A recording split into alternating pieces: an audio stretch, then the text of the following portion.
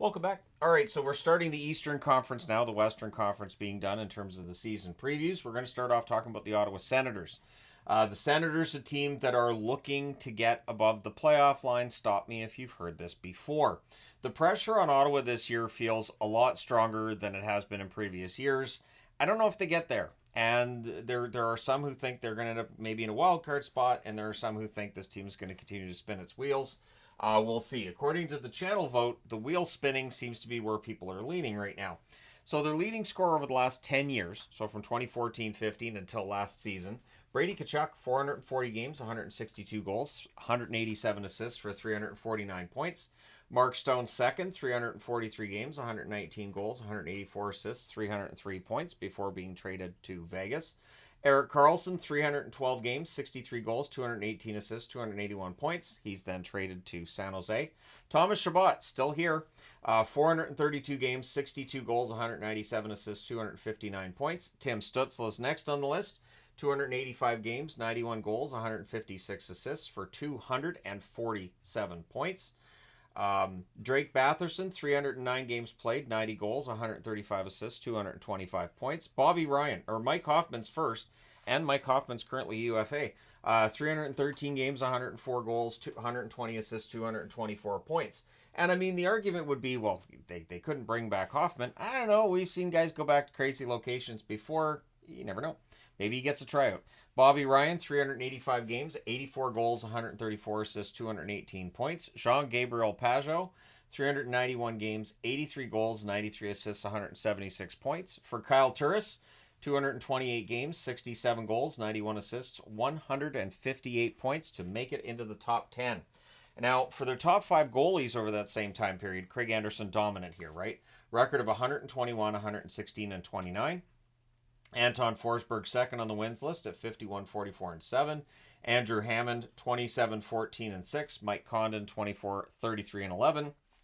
Jonas Korpisalo, only 1 year there. He gets into the top 5 at a record of 21, 26, and 4. But odds are next season, Ullmark's going to be in that spot. Maybe Ullmark's as high as third next year. So, their last 5 seasons and this past season, remarkably similar. So I'm going to go over this different than I have with other teams. 5 year or over the last 5 years, their points total 469. That points percentage is 25th overall. This past season, they had a 476. That actually came in 26th in the NHL. Goals for, they've been 23rd over the last 5 years with a 2.89 goals for average. This past season, 3.05 was their goals for average, but that's 20th. Goals against per game, 3.33 over the last 5 years. That's 25th. But just in this past season, they're worse than that, 3.43. Goals against per game, 28th overall. So that's problematic when you're supposed to be getting closer to the playoffs. You're getting further away. Their power play, overall over the last 5 years, 18.7%. That's 24th.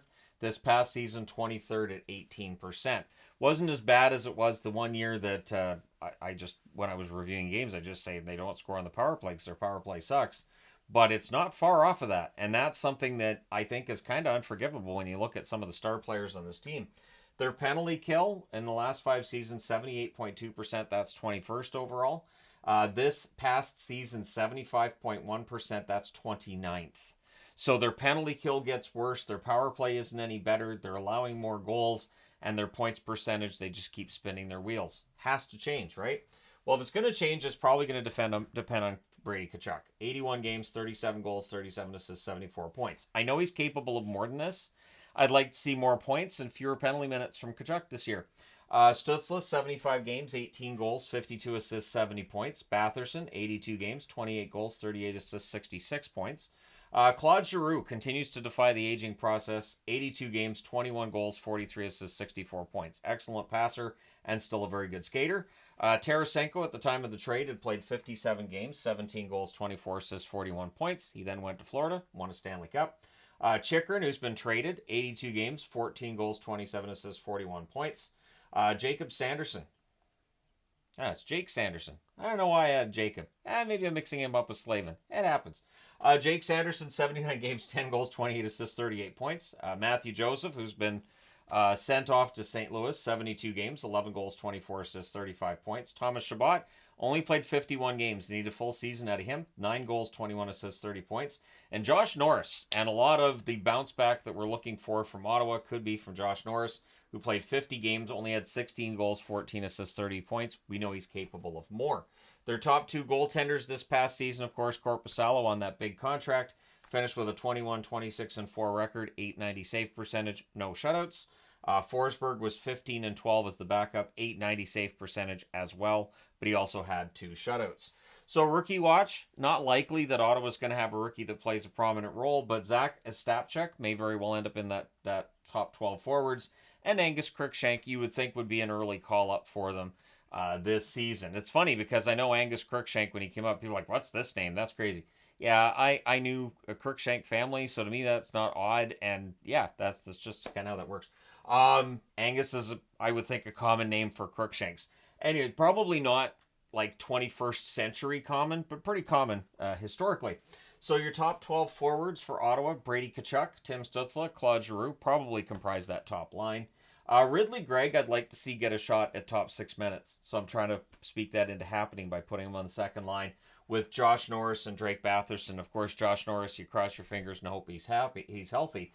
And Batherson had a very good season. So you could have a solid top 6 here for scoring. No reason that they should be 20th in goals for again. None. Third line, David Perron, who was just added. Perron likely ends up on that second line, but I'm just throwing that out there. Shane Pinto and Michael Amadio joins the team as well. So I think this top 9's not bad. I think the top 9's not bad. They should be capable of getting some goals. That fourth line then would be Noah Gregor. I've got Zach Ostapchuk, but I mean, it could be Matthew Highmore can play fourth line minutes as well. Zach McEwen. And then you've got the extras. Adam Gaudette returns to Ottawa. Gaudette may get some games. He does play center. So if he has a good, strong training camp, maybe he gets onto that fourth line. Xavier Bourgault, Jan Yannick, who of course came across from Arizona in the Sokolov deal. Angus Crookshank, Hayden Hodgson, and Tyler Boucher. Figured I'd throw Boucher's name on the board. He's not likely to end up getting into as many games necessarily as Ostapchuk and Crookshank, but maybe he gets a chance. On the blue line, you've got Jake Sanderson, who is an excellent defenseman. Artem Zub, also an excellent defenseman. Thomas Chabot needs to be healthier. Nick Jensen, who comes over in the Chychrun deal. Tyler Clevin and Jacob Bernard-Docker may very well be that third pairing. Tyler Clevin, I've seen some discussion of him as a rookie to watch for this coming season. I didn't put him on the rookie watch because I just figured I like Crookshank a little bit better in terms of some buzz, but either way, I think Ottawa fans should be happy if Clevin develops and becomes that top 4 defenseman at some point that he's expected to be. Then you've got extras Travis Hamonic, who we know can play top 6.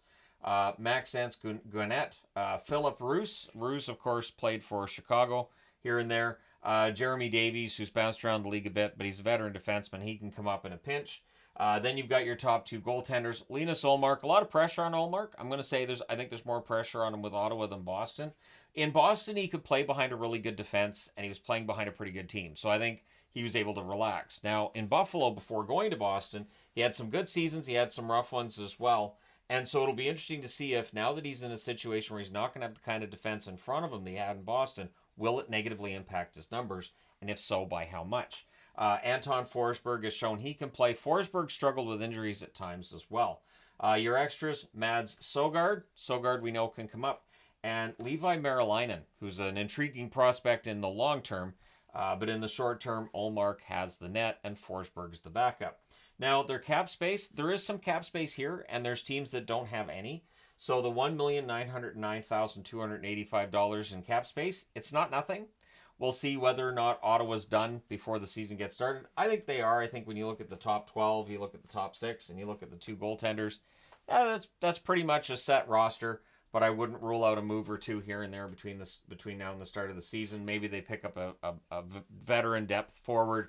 Again, maybe you pick up a couple guys on tryouts and see if you can find somebody that can make the team. So their schedule in October, 5 out of 9 games are at home. November, 7 out of 14 are at home, so nice balanced schedule there. February, 1 at home, 4 away from home. We have the Four Nations Cup and 2 at home. And honestly, Ottawa's schedule is not bad. It is not an awful schedule. Pretty even, pretty balanced. And again, February is kind of a quiet month. And so if they get off to a good start, the key thing for them, I didn't even put April up because April's never the key thing for the Ottawa Senators. It's November and October. It's the fact that they've got, one extra game at home compared to on the road. Out of that 23 games through October and November, they have to have a good record at the end of November. They absolutely have to. They cannot afford to get off to another slow start. They cannot afford to be chasing the playoffs by American Thanksgiving, or they're not going to make it.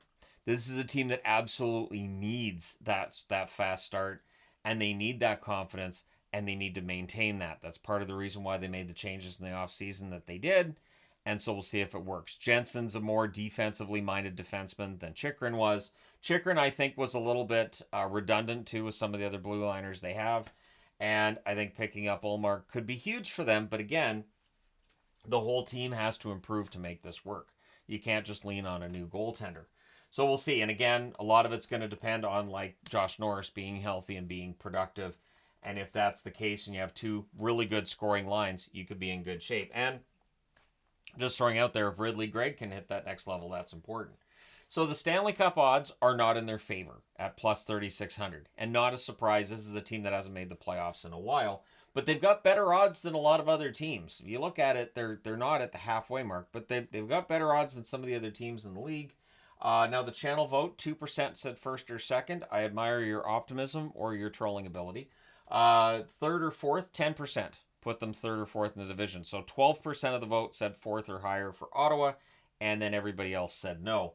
50% of the vote said fifth or sixth. 38% of the vote said seventh or eighth.